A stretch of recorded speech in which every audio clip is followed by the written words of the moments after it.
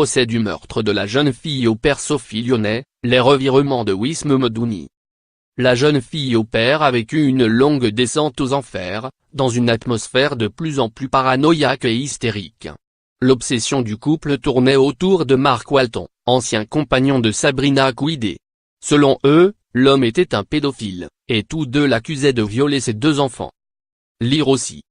Procès lyonnais. La jeune fille au père a été battue avant sa mort. Le couple prétendait ainsi que Marc Walton se serait même introduit chez lui, après avoir drogué la famille, et qu'il aurait abusé des enfants, tout en prélevant du sperme à Wism Medouni. Le couple accusait leur jeune fille au père, Sophie Lyonnais, d'être la complice de M. Walton, lui ouvrant la porte de la maison familiale et emmenant les enfants chez lui. Mais M. Walton habitait à l'époque aux États-Unis, et son passeport prouve qu'il ne s'est pas rendu au Royaume-Uni pendant l'année 2017. De même, la maison où les enfants étaient prétendument emmenés pour y être violés n'a jamais été retrouvée. L'histoire avait été entièrement inventée. Le couple semble pourtant s'être persuadé de sa véracité.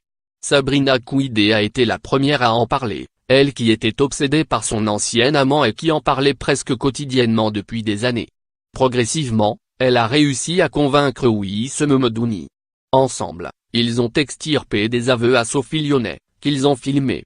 Jeudi 26 avril, interrogé par le procureur, Wism Medouni semblait toujours y croire. Marc Walton travaillait dans l'industrie de la musique. Il a pu changer de nom et venir secrètement, au Royaume-Uni, a-t-il argumenté.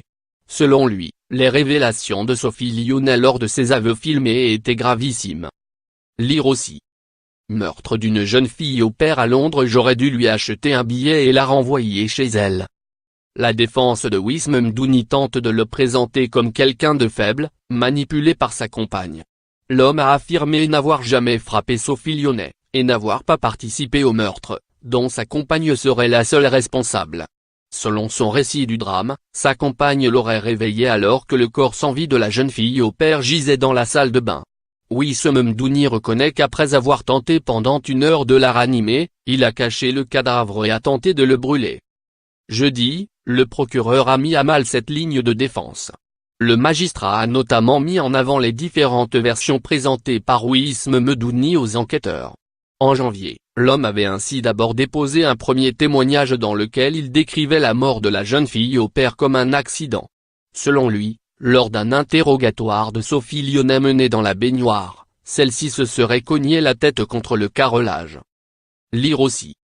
Le calvaire de Sophie Lyonnais, jeune fille au père française, devant la justice à Londres.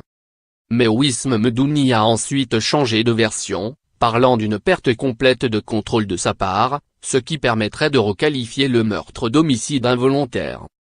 Désormais, dans une troisième version, il affirme n'avoir jamais levé la main contre la jeune Française, et charge sa compagne. Je suggère qu'au moins une fois, vous avez torturé Sophie avec Madame Kouidé, l'accuse le procureur. Selon lui, le meurtre était prémédité, pour éviter que la jeune fille au père ne révèle ses mauvais traitements à la police. À l'audience, Wism Medouni a continué à démentir fermement. Il continuera de témoigner vendredi. Lire aussi. Les difficultés des jeunes au père sans contrat ni agence.